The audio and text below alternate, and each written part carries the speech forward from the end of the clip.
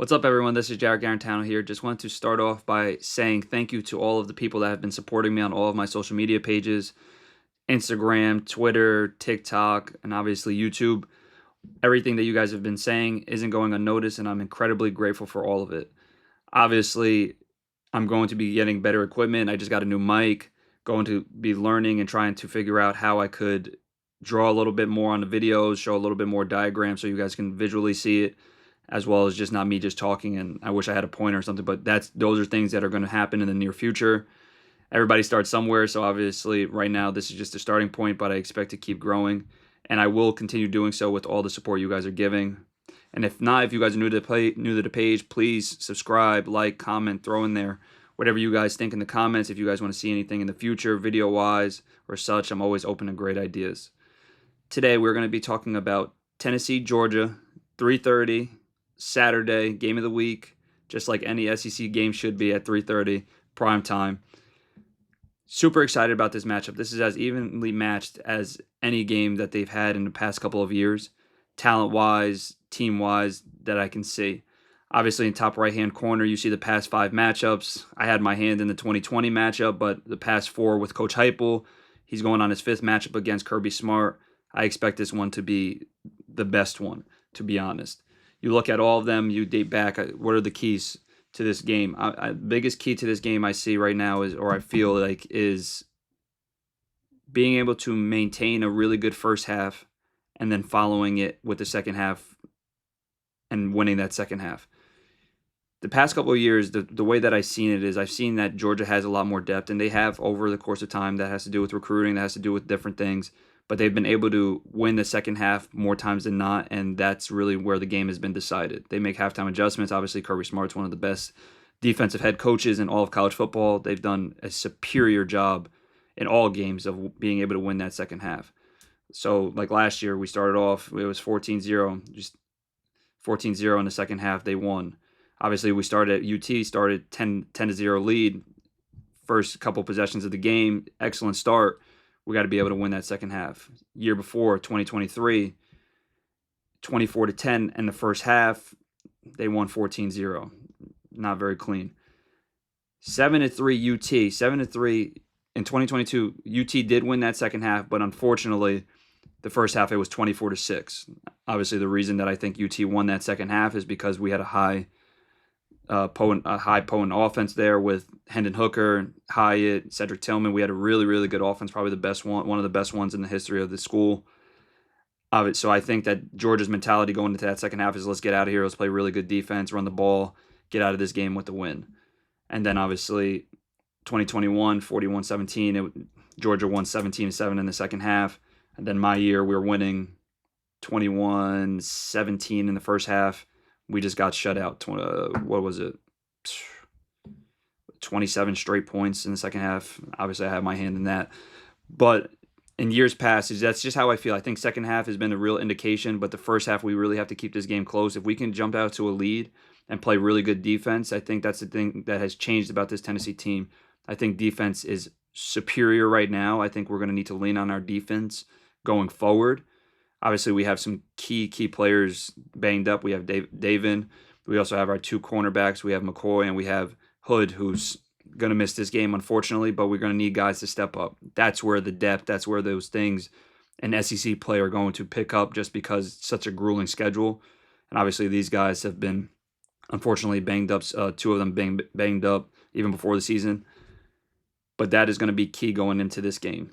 Depth, keeping the game close. And then we'll talk a little bit more about the Georgia offense and such. But listen, we talk right now. I see Georgia's favored at 3.5. They opened at 7.5. So clearly Vegas is seeing something. I don't know if they're trying to mess with us. They're trying to get more people to pick Tennessee early on. Now they're going to get people to pick Georgia, whatever it is. I don't know, but the line's changing. Obviously, Vegas has seen that Tennessee is a very good football team. They're doing things a lot different this year, whether it's defensively or offensively. They haven't allowed 1 sack. We've been scoring a ton of points, more offense than we've ever had. Literally a record-setting day last Saturday. Opponent, I know. But regards to scoring points, we did that in lump sums. Georgia, from that other aspect, they haven't really did that much. They also haven't played very good competition. I'm not saying that Syracuse is the greatest team, but I'm saying that Georgia's teams that they played, Marshall and Austin, PA, not the best. And they really haven't shown that much for me to sit there and say, wow, their offense looks really good. Do I expect them to be better as a team come Saturday? 1,000%, right? You look at Kirby Smart, you look at the coach, you look at everything, the team, how they're prepared. They will be ready for SEC play, right? They're not going to be rolling out there the same attitude that they rolled out with the past 2 games. They're going to be ready to play. He's a really good coach. We know that. We're also another big key attribute what we're going to need to do is we're going to need to run the ball. We've showed in the past 2 games that we've been running out there, 12 personnel, being able to run downhill. I don't know if we're going to keep that same landscape going against Georgia just because their D-line linebackers are really good football players, and they're probably better with a crowded box. I don't know if we're going to spread the box out, try to run downhill. I don't know. But if we can keep running the ball, even last year we ran the ball very effectively. We ran for 146 yards. Sampson had a really good day. We need to be able to run the ball effectively at first and second down and be in a really good situation in third down. Kirby thrives off first and second down, winning those downs to making third and long, just like any other defensive head coach or defensive coordinator in college football or really realistically any level.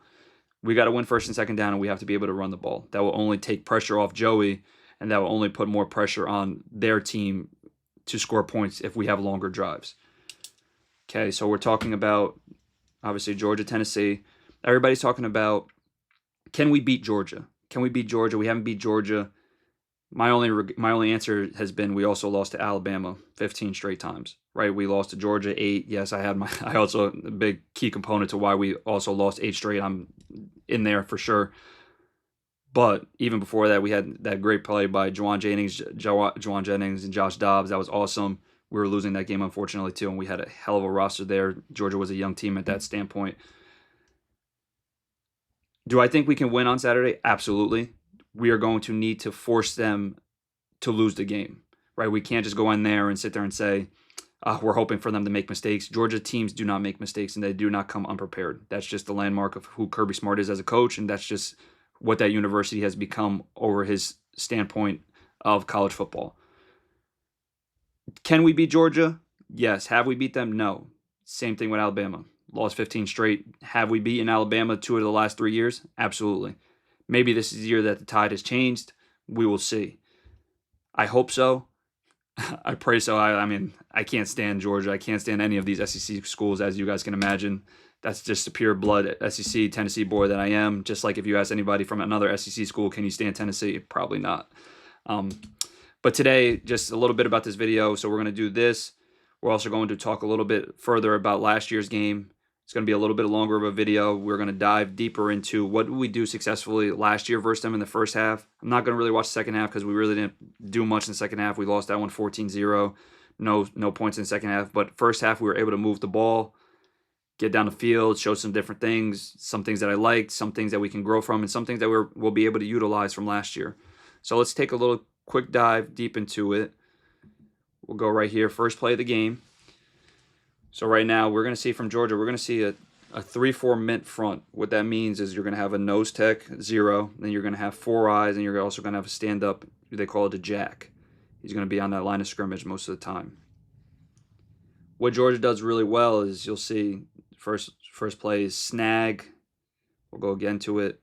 Sorry about that. We'll go snag up the top, so snag, spot. So at the top of the route, you'll see a 5-yard sit underneath the tight end. Tight end will have a corner route. Running back will have some sort of swing or flat variance. Good, easy shot right there. And then bottom of the screen is lion. Lion is double slants. What you'll see a lot from Georgia this week is they always stunt, right? And judging off of Tennessee's film from ETSU, because Syracuse didn't really do it much, we had a lot of trouble with stunts. We had a lot of trouble with pre-snap movement. I felt like we weren't anticipating it and our eyes weren't up for it. We should definitely have a better feel for it this week just because we know that they do it, especially on critical downs like third down. They'll do it a lot. So be looking for that. You see that D-line go from right here, mint front. You'll see this on Saturday. If they go from a mint front to an under front or an over front, that changes the blocking. That changes the scheme offensively on what they're supposed to be doing. So expect to see that. Try to mess with the O-line a little bit. And also, listen, the biggest thing is going to be, can we stay on track?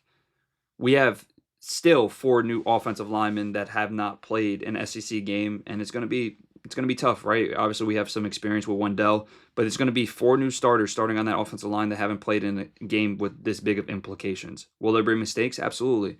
That's why early in the game we have to just try to limit them, try to run our base plays, get the ball out, spread the field out vertically, horizontally, do the best that we could, keep the ball, and just kind of get a feel for what they're going to do. Obviously, I said before, second half changes. That'll be another big key component, but let's see first half. Let's see if we can get in a little groove. So we motion it back over. Right now we're seeing too high look. They rolled into single high with number 24 rolling down. We see that jack player go out to the flat. That's our read on snag. As soon as he levels out and goes to the flat, we're replacing it with the snag. Wish for a little better ball. Maybe we put it on his outside shoulder and get a few more yards. But all in all, good play, right? We talked about passing on early downs. If we can get minimally 5 yards, that's awesome.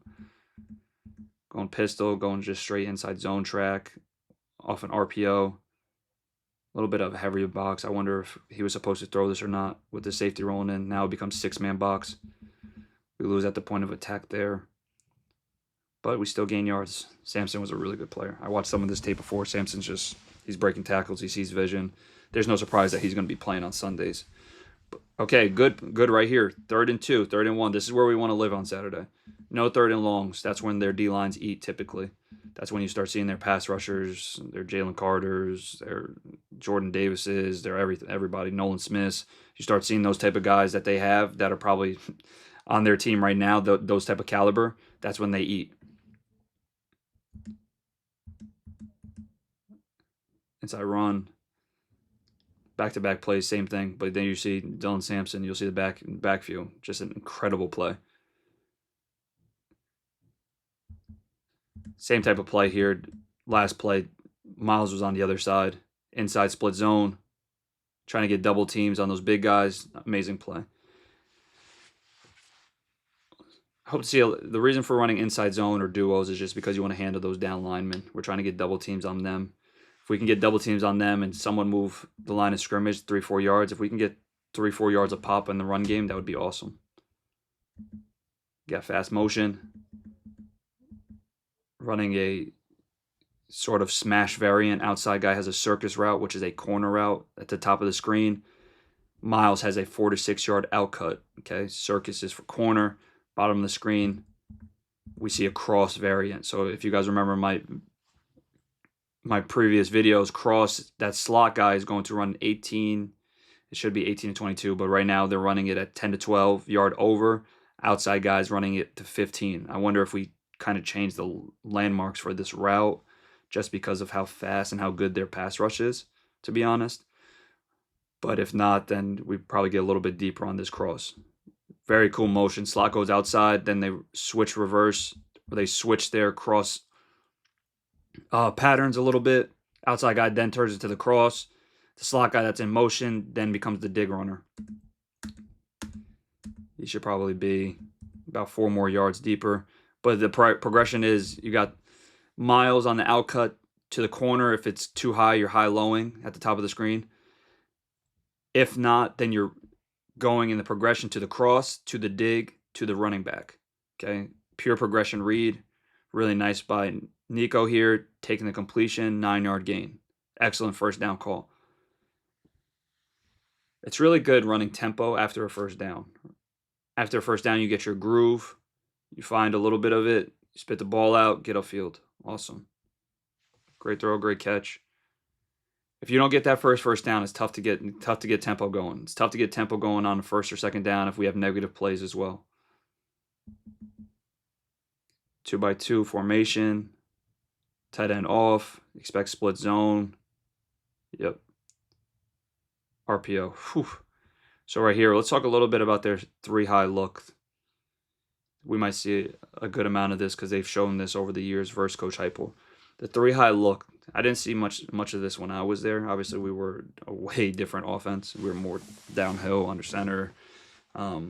Splits weren't very wide. It was just a little bit, a lot of different. I don't want to say little. So right now they have 3-high safety. So what can they play out of this? They can play Tampa 2. They can play 2 hole. So these are all variances of cover 2. when I see Tampa 2, the middle safety, so it's 3 safeties, the middle safety is just becoming a deeper player. He'll be backing up. It'll almost look three double cloudish. Or if you're playing 2 hole, this means he'll probably stay in this same landmark of space, if not come down a little bit, and be I'd say approximately 8 yards away. He almost becomes like a run fit player. Underneath coverage, they'll just be running cover 2. So you see safeties wide right now. They could just go out, split the difference. Obviously, receivers are wider hashes or wider out, wider splits, so it's a little bit easier to tell what they're playing for this coverage. What else can they run? They can run 3 double buzz, where now these 2 outside safeties that are outside the hash roll down into like the 7 to 8 yard area, both of them. So the safety at the bottom of the screen rolls down, the safety at the top of the screen rolls down, and then they turn into a cover 3. Now, obviously, both the corners are out of there playing cover 3. That's a really good look as well. But there's a couple of things that they can run out of this.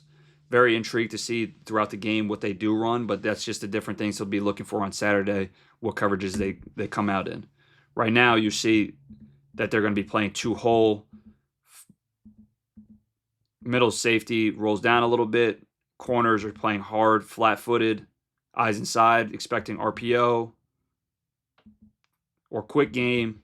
They see it. You see the safety roll down. You see the safeties get wide. They're playing the 2 hole look. Corners give a little ground. It's just a great job by him. Great play, great catch. Only thing I would say about the throw is obviously try to body him up if you see it, especially knowing with that corner, you're throwing inside shoulder to a lower ball. Right now, we can still run the ball, right? We have a 5-man box for 6.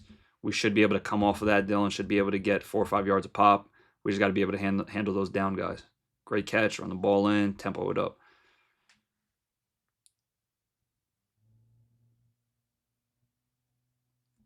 Three by one FIB. I'm going to say FIB again, just so you guys know what FIB is. It's formation and boundary. Usually these 3 receivers will be to the field, which is they'd be to the right side because we're on the hash. Now, since they're not, it's called FIB because they're in the boundary. The boundary is the shorter side. So we got FIB here. Got our guard pull, power pull, play action pass, and we're running our cross play, which we've seen a couple times this year already. We're running cross from the bottom of the screen. The slot receiver is going to run that. They're running it at 10 today. So 10 today. I'm sorry. I'm thinking about the games right there. They're running at 10 this game. So obviously that they're trying to get the ball a little bit across. It's more like the Gronk variants that I said in the week 1. Gronk was the play caller in Denver with the Broncos. It would be a little bit quicker. It's probably at 8 to 10 off of a power fake just like this. Then you would have a mini route, which is a dig at about 12 yards, but this one's at 15. So maybe it's cross, maybe it's Gronk, who knows. Same type of concept. And then the outside guy on the right side, it's either on a post or a go route. Okay, this is a really good play action pass for teams that linebackers get super downhill. I don't see Georgia linebackers getting super downhill, just not as much as like a Syracuse would, just because their D-line is so good, right? Is there really an importance for them to really get downhill when their D-line's taking a double team on at the line of scrimmage or they're beating a single block? No. So this one, you might not get much downhill from the linebackers, and if you do, they're super athletic enough to get back. But this is an opportunity at a vertical play. Awesome job by Coach Heupel calling this on 2nd and 1, I believe it was. Did we catch it? I forgot. Out of bounds. PI though. That's all you got. That's a great play for us. That's 15 yards. So let's when on a coach's mindset, you call a shot like that, you obviously want your quarterback to take it, right? It was also a stutter up top. It wasn't a go route. It wasn't a post. It was a stutter route. Regardless, it'll be either one of those with a vertical stretch. You want the defense to respect the quarterback and to respect the vertical pass game. So early in the game, you want them to fear that a little bit so their corners aren't as flat-footed as they would be. That's where teams with speed will have the edge in the pass game if they can demonstrate that early. That's where I think If we can show them early that Joey and Matthews and Staley and Braz can get down the field and stretch it, I think that we'll have a ton of success in that field. Just because if we can show them that we're able to get past them, it'll open up our hinge routes, which I talked about in the ETSU film. That'll open up our stop routes. That'll open up our short to intermediate game because they're scared of our speed. But if they don't have any fear of our speed or down the field pass game, those corners are going to be flat-footed. And listen, Georgia doesn't recruit bad corners or bad safeties, bad linebackers. So those guys are going to be really good players. I'm excited to see them get tested this week. There's a lot of battles, whether it's from the wide receiver position versus the DB position, O-line, D-line, tight ends versus linebackers blocking. Obviously, there's going to be quarterback versus quarterback battle, Joey versus Gunner. That'll be a whole nother thing. But there's a lot of battles within the game that I'm super excited to watch and see because, listen, football's a game of one-on-one. There's going to be a one-on-one that's going to need to be made, a play that's going to need to be made, playing one-on-one. Let's see who's going to be able to make that play on Saturday. Okay, so we get our 15-yard penalty. We're on the plus side of the field, ball on the 30. We're in split double right, and then we have a motion to the top of the screen to make it a trips formation. Right now, we're looking at a 4-2 box. They're rolling 3 buzz weak. I don't agree at all with this coverage right now. Right, with this motion, these linebackers should be plussing over, especially if the safety at the bottom of the screen is going to roll down. So they roll down. They're sending blitz. They're sending 6. Right now, as soon as we see this box count already, like instantly, as soon as we see this box count, we should be throwing the RPO, and we have a bubble at the top of the screen. Like that should be going off in our heads just because the box is, we can't block 6 guys versus 5. And we also have a safety rolling down to the wrong side of the field. He should be rolling to the 3 receiver side, but they didn't make the adjustment. They didn't rock and roll. Rock and roll is when a safety, so they say this bottom safety that's next to the hash that's rolling down, he should be indicating to the safety that's in the middle of the field at the 15-yard line to go to the trip side. So he would go roll down at 8 yards to the trip side, and then the safety that's down right now at the bottom of the screen, he would be rolling to the middle of the field. They don't do that. We have play action pass. If we had an RPO, that's what the play would be. I'm just watching this for the first time, just like you guys. I mean, obviously I watched last year, but a little different. Where this miscommunication in the team, they're sending 6. We don't have any DNs or anybody dropping out. We should be able to complete a pass very easily in this spot. The only thing that is, if they're sending 6 and we have 5, we have to be able to get the ball out a little bit faster just because we don't have enough to block. Great catch, great play. I'm sorry, we do have 6. This is 2 jet, I apologize. So with 2 jet, right here, we're excellent. So right now from 63-70 to 53, they're going to the left linebacker, number 3. Okay, they're going to go pick that up 3 for 3. They're sorting it out. Right side, it's Macho. They're man on, 2 for 2, dual, whatever you want to call it. And then Dylan's responsible for that right linebacker, number 2.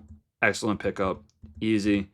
This is where we have to capitalize. If they have any mistakes defensively, which they normally don't, if they have mistakes defensively with our tempo or anything, we have to be able to capitalize. And that right there, misalignments, capitalized. Great blocking by our O-line and great blocking by Sampson. Inside zone, trying to get double teams. 2 yards.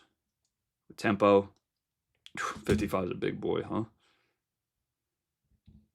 They're violent. They've always been violent. Bringing back bad flashbacks. I try to remember the first half of the Georgia game, not the second one when they absolutely steamrolled us. But they're a really good football team. I mean, they always have been. They always will be with this Kirby Smart underneath their belt. 2x2, tight end off. We have a close. So a lot of NFL teams will call this close. CLOZE.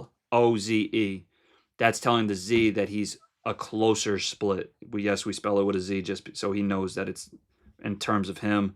If it's an X receiver, we'll call it nasty. Nasty split. This right here is 2x2 close. You got a pass game. They're playing cover 1. I wonder why he would throw. The slant here, the 1 step. So right now, They're running cover one, clear as day. Obviously, we all see that. At the top of the screen, the outside receiver has a dart route, and then in the slot, he's going to have an inside fade stop route where it's either a cut route, inside fade cut, or it's an inside fade back to the quarterback. I think it's going to be a cut route. So right here, we see cover one. We see press on the outside. He's going to be inside alignment just because of the split. This will make sense to you guys. Why would a cornerback have a split inside leverage on a wide receiver that's almost next to the sideline? Because where does he have more room to run? To the middle of the field, or is he going to run into the sideline to the boundary? So he's going to have inside leverage on the dart. That probably shouldn't win, especially against corners like this to this caliber. But then this is where you know that corner is going to be out to play because of the dart route. The slot running his cut is going to be wide open at the 2-yard line. All good. Also, first drive, you're trying to get a key. You're trying to figure it out, trying to figure things out. Can we win on a dart route? Yes, first man-to-man. Those splits make it way more difficult. That cuts the winner. That's a good route by the boy, too. All good. Next play. 0-0. No harm in an incompletion. 3rd and 8. This is where we don't want to be versus Georgia. So right now we're seeing the same thing. Seeing a single high, cover one. They're playing like their 3-match. Their 3-match basically turns into cover one for the outside, for the guys playing man up whenever they get past 6-yard landmark. Then the linebackers are dropping into their hook zones. Great scramble by Nico. Awesome scramble. On 3-match, you got to hope that the outside receivers are winners. Okay, so we're in there. They're in there. I'm in front. Basically a Rocky call. So the left guards help. So in the mid front, if you have a really good left tackle and you have this type of landmark, you can call Rocky or you can call Ralph, whatever you want to call. That'll bring the left guard, center, right guard right to gap down to the right. The problem with this type of call is it leaves the left tackle on a complete island, but if you have a player, then it's all good. Great block by the left tackle, and then look what it does for the quarterback lane. That's great blocking. Great run by Nico. Strong run. First down, got up a little happy. I like that. That's a great play. 3-match, we want to win outside, obviously, because we have those hook players dropping inside. Man-to-man. 3-match, it turns into man-to-man on the outside. 2x2, Y off. Inside zone insert. Got to throw the ball. Because of heavy box, pass deflected. We've seen their insert play. So insert just tells that the tight end goes inside the guard tackle blocking, and he goes to that linebacker within the hole. 55 is a big boy. Good pass deflection by him. Listen, if he gets that throw, I think that Brew would body him up and make that catch, to be honest. Good job by Georgia. Obviously expecting RPO game. 2x2 wide. Wide quick motion. Tough. We're trying to run outside zone, basically. Oh, my goodness. That's a great play. If I was watching this live, I definitely face-palmed as soon as I saw it. Right tackle didn't get off the ball. Luckily, we won't have to deal with that as Tennessee fans and Tennessee people just because we're going to be home this week. That is some of the stuff that we expect to see from Georgia, right? They're going to have a tough time communicating. We're the loudest stadium in the country. They're going to have a quarterback that's never played in an SEC game to this magnitude at away. This is going to be brand new for him. And listen, they have a lot of young guys too on that team, on that offense. So this is going to be all new for them. We expect some false starts. We expect some miscommunications, MAs. We would love that. That's such a statement drive from us. That is such a statement drive. People don't realize how hard it is to score first drive of the game versus a Georgia team. And obviously they're going to defer and try to put the defense on the field first to create momentum every single time they could. As an offense, as a team, you can't have a better start to that. That's where I would love to see on Saturday us start fast. But the biggest thing I said is finish strong. We got to be able to win that second half. We've only won one game in the second half in the past 4 years, and that one game that we won in the second half, we were down by 17, I think. Or what was it? It was 18. They reacted fast on that bubble, huh? I didn't even see the play. All right, so second possession, first play. We're in 2x2. Motioned out. We got 6 for 6. Let's see what 17 that nickel player does on the hash. That safety rolls down. They're playing some sort of like quarters to the boundary. Remember I told you guys quarters, that safety is going to roll down. He's a run fit player. He's eyeing up that guy who leaves the hitch up top. Probably wide open just because that corner is playing man-to-man off. I don't know if this is a throw. If it is a throw, we better pick up 5. Great. That was great blocking out there by Brew on the perimeter. If we can get that type of blocking, it's awesome. Okay, so right now we're seeing this. As soon as he sees this guy back out, we're good. We have 6 for 6. We got to be able to, if it's 6 for 6, we got to be able to win the box versus Georgia. Obviously, it's going to be tough because they just have great players interior-wise, but we got to be able to. Great job. Great job blocking and great job getting up the field. We picked up 7. That's a great play. Last time they ran this motion, they ran the Y cross with the stutter at the top. Or not the Y cross, it's X cross. Let's see what they ran this time. They did run X cross again, but at the top of the screen, they ran a post. I don't know what we're doing at the Y position here, though. It kind of messes up the progression. So it's the same play. The Y gets the 5. So this is where, remember me telling you guys that crosses are usually like 18 to 22. So if this crosser is he has to be significantly deeper. He's right now, the ball's at the 26. He's running that route at the 35, if that. So he ran a 9-yard cross route. That's why if he gets to like 16, 17, 18, he'll be on the 40-yard line. Just imagine that spacing. He's going to get open, right? And that's a throw right there because it's man-to-man. He has a runaway route. Whenever it's man-to-man, those corners, especially at Georgia, they're going to have outside leverage. Corners, outside leverage, nickels, whatever it is. The reason Brew got open is because he turned to the slot player on the motion.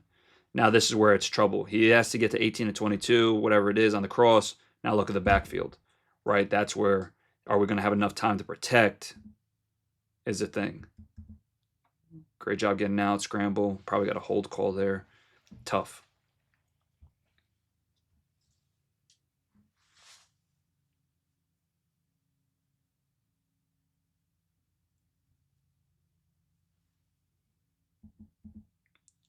Can't let him be over phase. Good job not throwing it and taking the first down.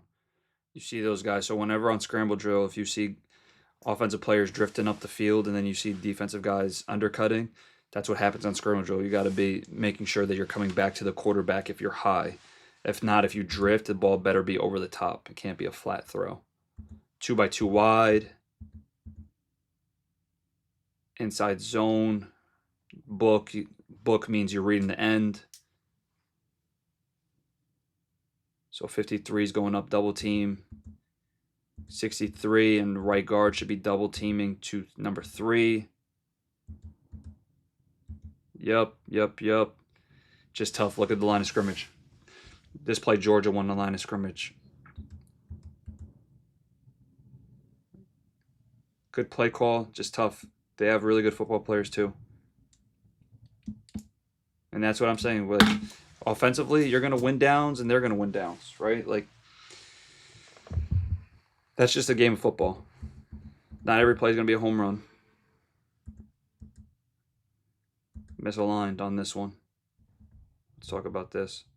So another occasion where the Georgia defense misaligns. It's tough for them, so I expect also this. You guys mark my words. Whenever they're able to get their calls in on third down, expect exotic blitzes, expect their 3 high looks, expect all the crazy stuff. But if we go with tempo on third down, that kind of silences it because they can't get their rush packages in. They can't do all the things.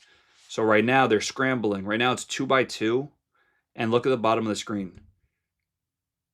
Right, I bet you right now that the guy that just backed out on the bottom on the line of scrimmage, number 13, he's supposed to be dropping out. He should be a hook defender, but since a miscommunication happens,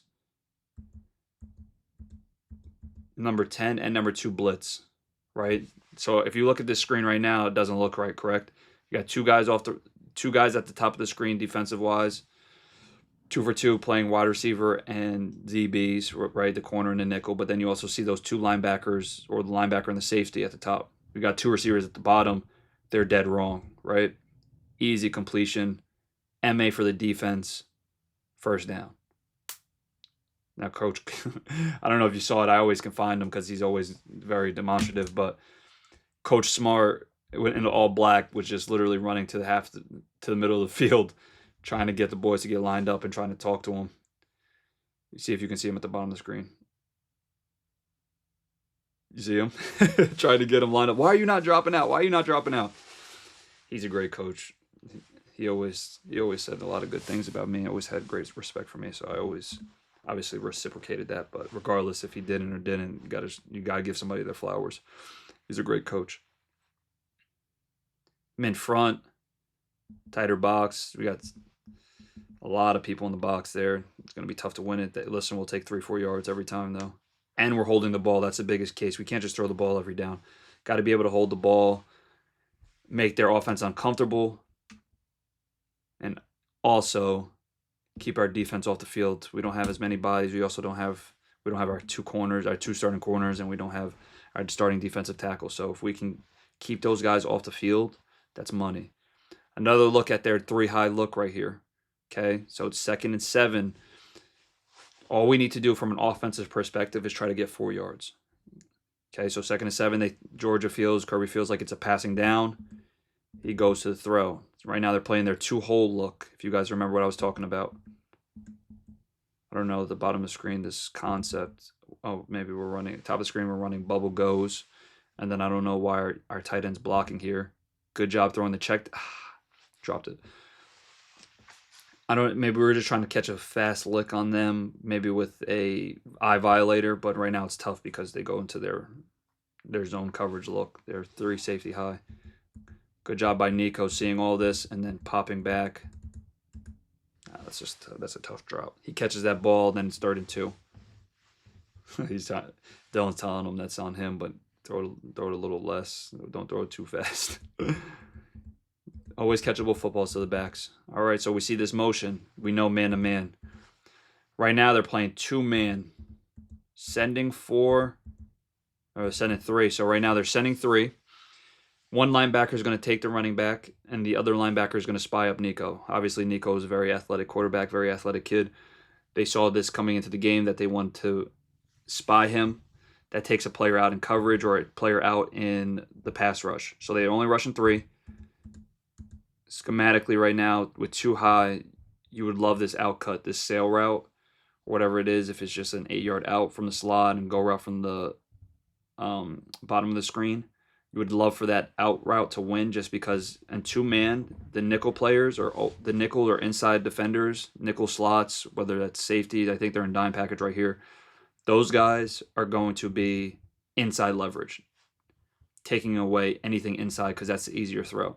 So we expect our outcuts, our smashes, our whatever it is, to be open. He's expecting it to be open. Great throw. I didn't even know he made this throw. This is an awesome throw. But that's what to expect on 2-man.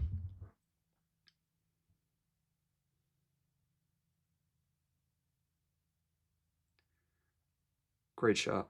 I'm very interested to see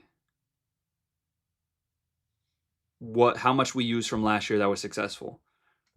Right, we obviously shown a couple of the things that we've already seen on tape from last year in this game. We've already showed on tape this year. I wonder how much we're going to change or how different we'll be in regards to our first 2 games this year and our game last year versus them. Kirby also came out and said, this is another inside zone insert. Kirby also came out and said a lot of really good things about the team. run game wise. So obviously he's gonna have the boys ready.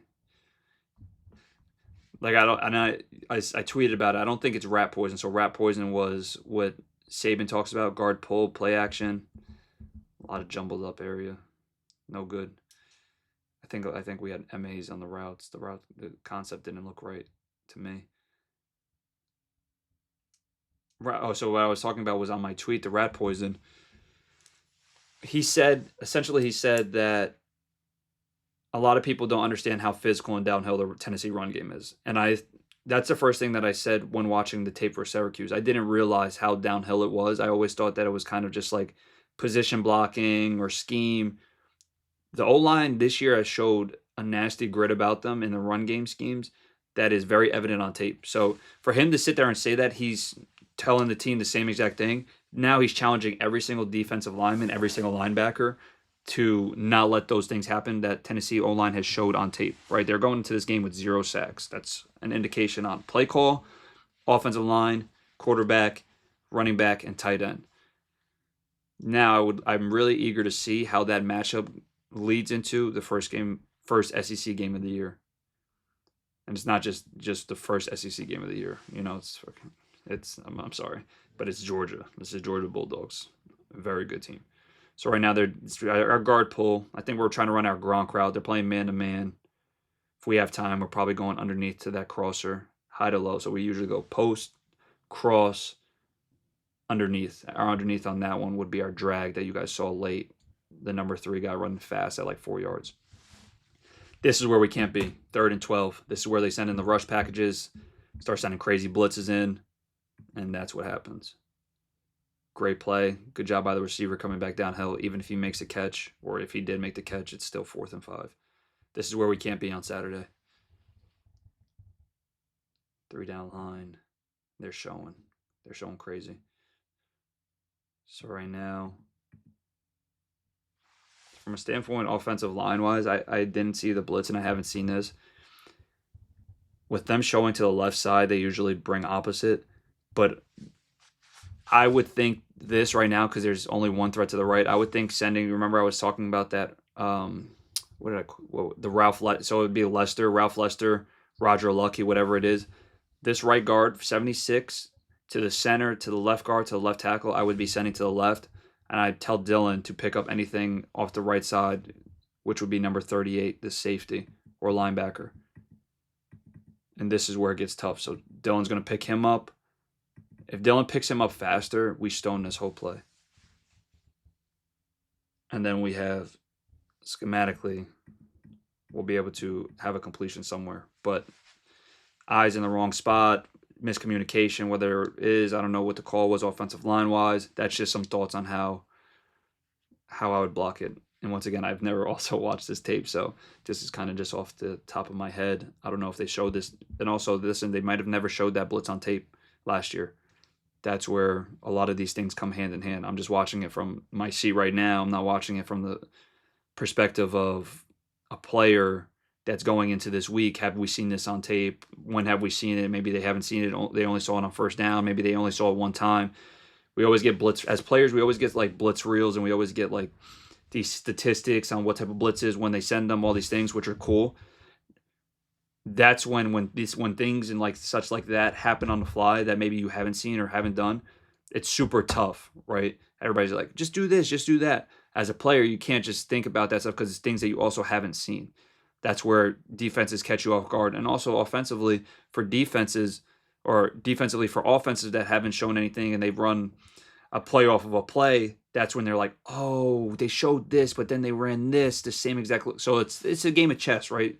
That's why I say offense wins plays, defense wins plays. That type of stuff happens, especially with really good coaches like both of these teams have. So now we have our three high safety look. Let's see what they run. All right, so their big thing was 2-hole. Great shot. Their big thing was their 2-hole this game. I wonder if they do run into that 3 double buzz. Okay, so right now we have a large box. We have 8-man box offensively. Defensively, they're going to have to get into it. This is where we caught them really well. I hope to see this on on Saturday on some 2nd and 8, 2nd and 9s. If they try to run this 3 high safety look, this is when we get into our heavy personnel. Our heavy personnel or our 12 personnel. Because now we should win that box, especially with that especially with that coverage that they're playing. So I wouldn't be surprised if this is a give. But he sees space. Great throw on the slant. Excellent. If you see space, throw it. Space and pace, baby. Space and pace. I love this offense. Love this offense for college. It's a little tougher in NFL just because the hashes can't really run in the NFL. That's why it's a little bit tougher. But college-wise, use those hashes. So this is the same thing that I talked about in recent videos. Plays off of plays. I literally just brought this up a little bit before. We just showed the same exact run, the same exact look out of that 12, that heavy package, whatever it is, personnel, that 12 personnel play. The next play, we run. It's the same play that we scored off of versus Syracuse.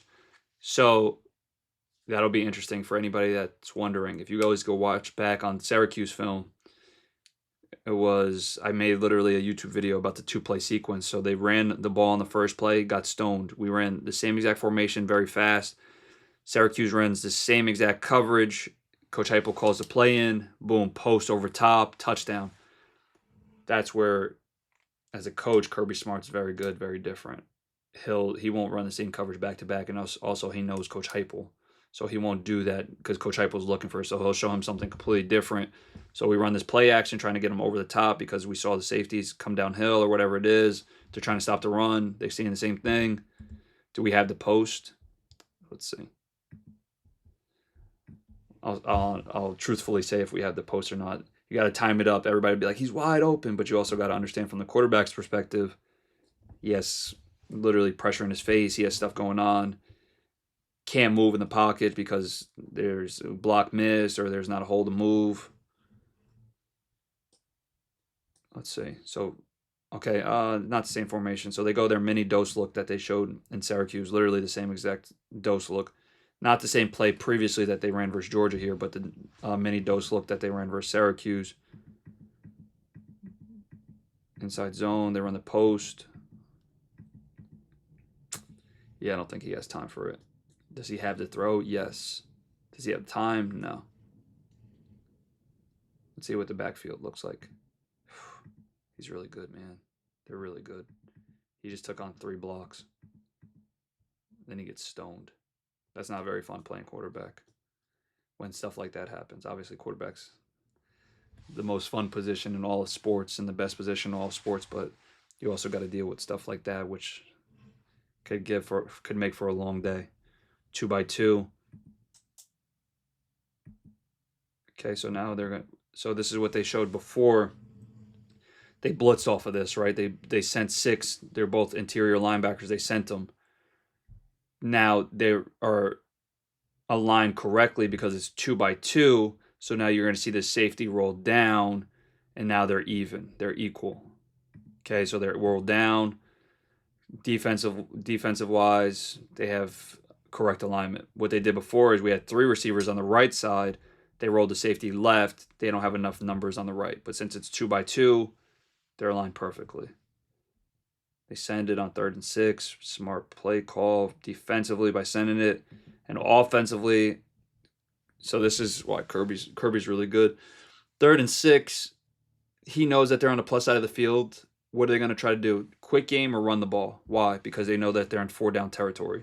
So what does Kirby do? He sends a blitz knowing that they're going to try to do that. And he sends it, stones it. Now it makes for either a tougher field goal or I mean, they're not going to punt it, but it helps them get their defense off the field, right? Like that's the main thing.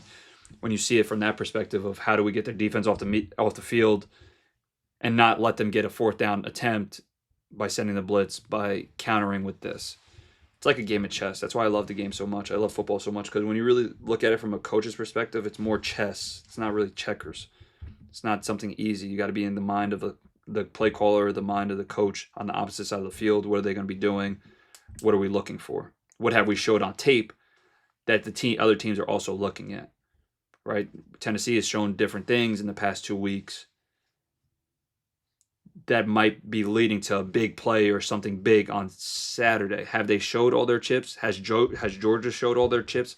They only scored 28 versus Austin PA. I would hope that they haven't showed offensively everything that they had, right? Because if they did, then they're really not working with much. But I don't think that they would do something like that. I think that they were waiting for this game. Obviously, it's their first true test. Let's see what they have.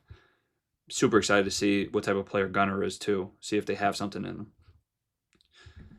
Spit the ball out, bubble, try to throw it his upfield shoulder. Tough.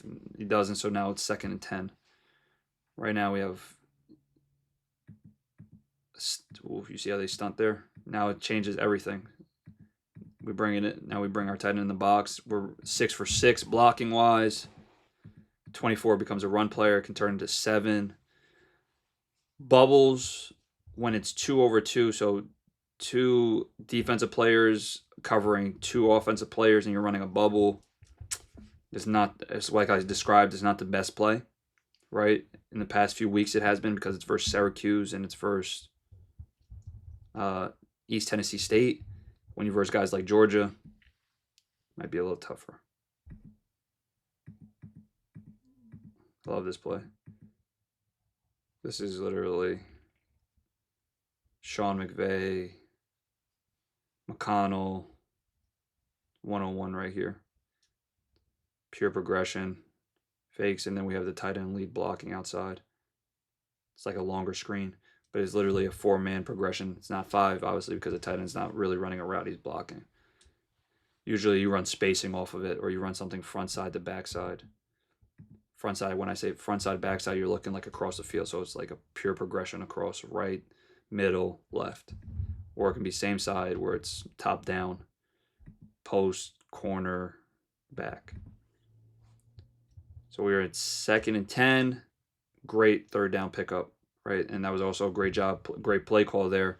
Great job by Nico, spinning the ball underneath and trying to get half back. Great job by the O-line. Cooper does a great job. They're battling, bro. They're battling. That's all. Listen, that's all you can ask for. You got to be up for the task. You got to be up for it. Can't shoot it down. Can't turn it down. It's a great run. Counter. Was that counter?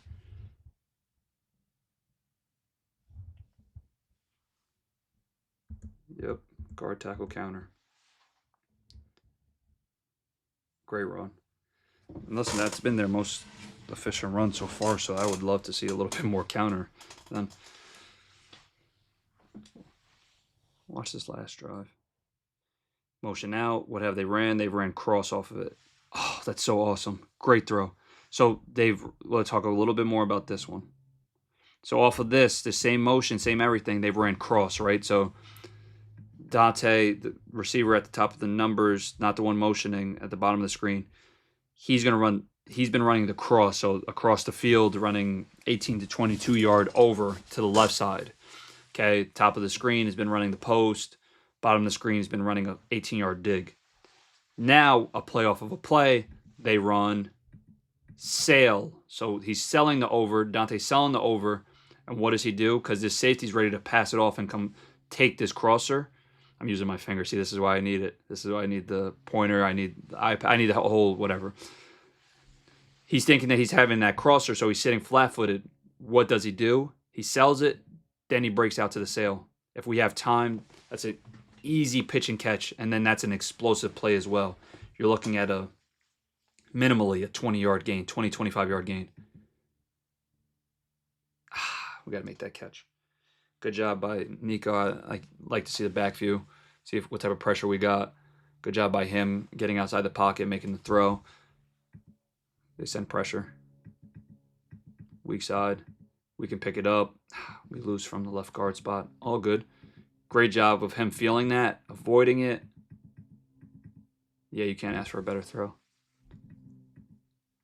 Drops happen. Drops happen. Incompletions happen. Interceptions happen. All these type of things happen. Blocks, missed blocks happen. It's about how you react, though. Okay, they get into like their 5 down look. You see Cooper saying 5-0, 5-0. What 5-0 means essentially is 5 for 5. So 5 guys on the line of scrimmage. You guys 5 are blocking man on. When they twist and stunt, then you're expecting something to come back to you. We got a false start or delay game there. That's what happens with their stunts. So you see him make the call. That's his 5-0 call. 5-0, 5-0. Everybody's blocking man on. They stunt. Right tackle's trying to get out of there because he understands it's a pass, and they're really good pass rushers. Then they get the call. Very good job by Cooper. Our center, he see how 52 went to the right guard. He loops around. He's expecting pressure. He stones that. That's so good. That's so good by the center position. We need some of those type of things to happen for our team come Saturday for sure.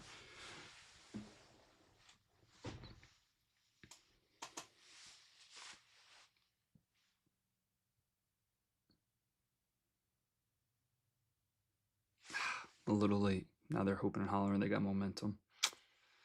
They ran another smash indicator, or smash variant, I should say, not indicator. Another smash variant. See another 5-0 call here. So 5-0, they're blocking those 5. Running back has interior backer. Good throw. Just got to stay on the feet. That's really good coverage. That's sticky. That's a good throw, too. If he can just drag that foot, but he jumped up in the air. Lost contact with the ground. All right, we'll do this last drive. 2x2.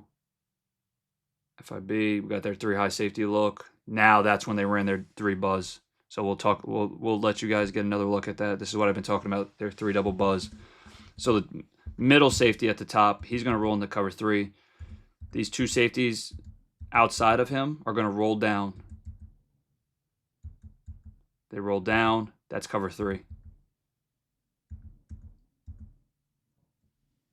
They've been showing cover 2. Tough for Nico. He gets out of the pocket. Get some extra yards. But that's where the 3 buzz comes from. 3 double buzz, I should say. Number 4 is going to be the middle third player. 24 is going to roll down. They're only sending a 3 down rush. Number 5 is a spy. Nico beats the spy, gets some yards. Ooh, that was almost close. That was almost close to a penalty. I unfortunately know about that sideline getting hit late. And no, I didn't get hit late on that play. But I definitely had a talk with George Pickens after one of the plays, if you guys remember. Oh, man. I do miss the Saturdays with the boys. That stuff will last forever. Those memories. We almost had them, too, that year. We should have made some halftime adjustments. Should have did something different. They won. All right, really good run there. All right, so listen, the drive, we won on first down because of that scramble, that great play by Nico, and then we get that run. So right now, we have basically a deep curl look with the middle read. The middle read, beautiful. Okay, so deep curl. So we have curls on the outside, and this guy's running a middle read. So the read is either he's going to run a seam bender or a basic. A basic is a type of dig. He runs a basic. That's a great catch. Great catch. No, they incomplete. Thought he caught it. Good thing we don't have instant replay. So 2nd and 10. 3-by-1. I wish that throw was a little lower. 3-by-1, too high. Too high. Got to be able to run the ball. Excellent run. That's a great run. A lot of that on Saturday. 3-by-1, 5-man box. Got to win. Good job by the left guard. Stones it. Number 3 doesn't get there. It's awesome. I didn't see the type of run. What do we get? What did the guards pulling here? Did the guard pull? Yeah, no tackle pull. Whatever it is, it's power. If it's guard or tackle, I don't know. I think it's guard. Straight power. Awesome play. Very good versus out front. If we can block down, get to the linebackers. Now we're rolling with rhythm.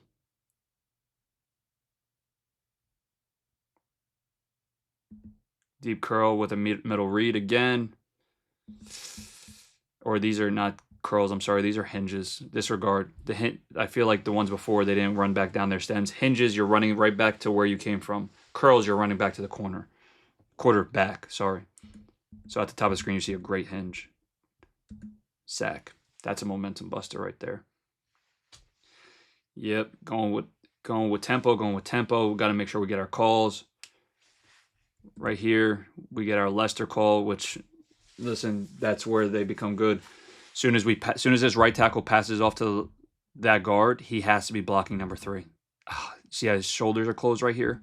Closed, opens the gate.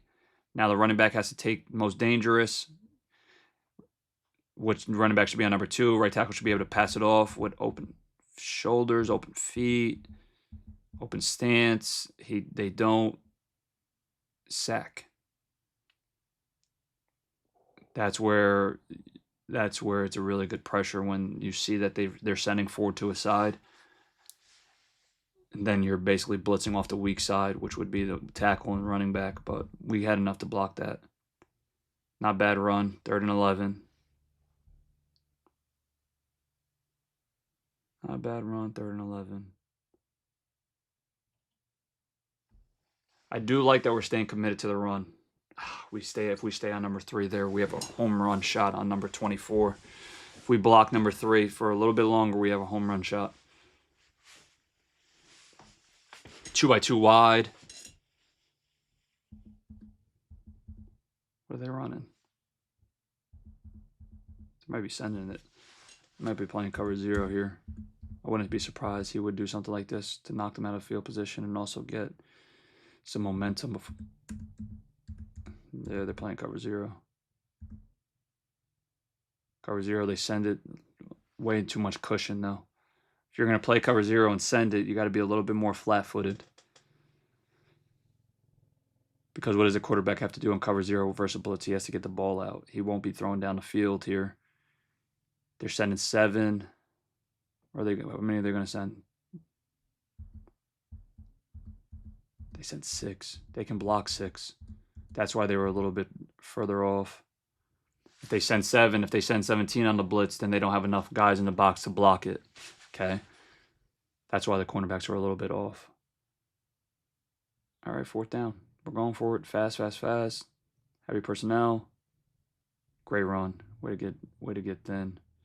Cornerback had a free shot on him.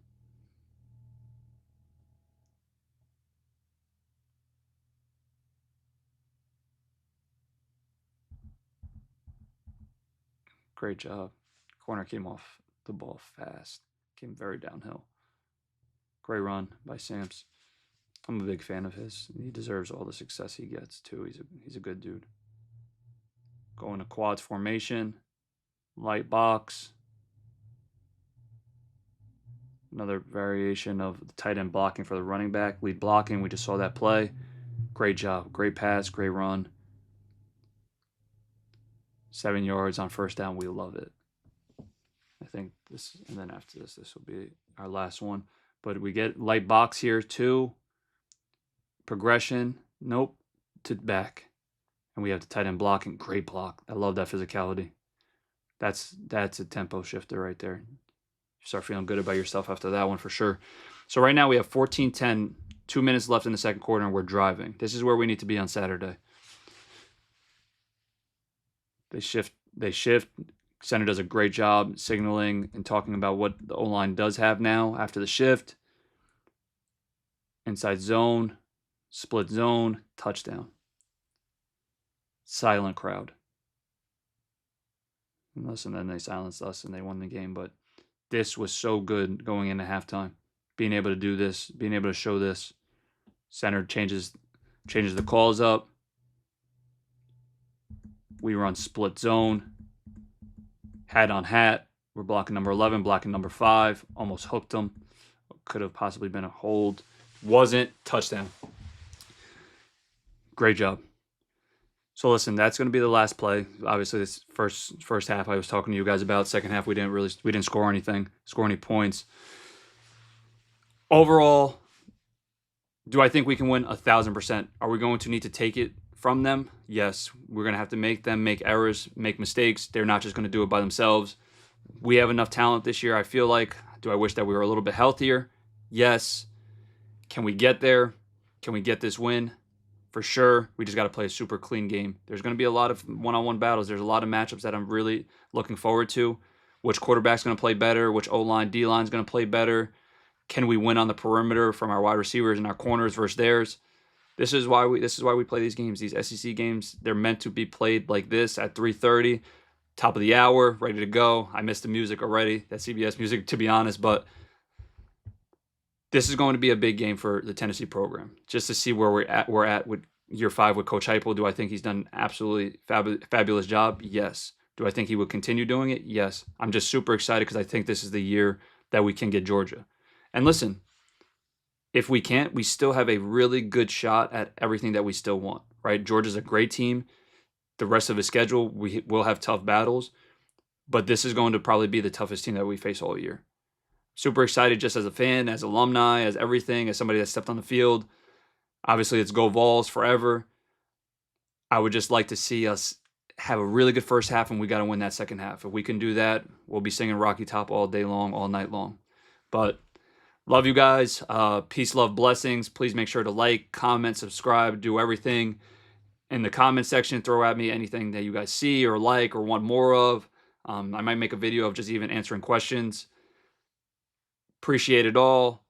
Go Vols. Tune in. Maybe you'll see a little bit of certain things that I've been talking about on tape. If you do, please throw in those comments. Love you guys. Talk to you guys soon. Appreciate everything.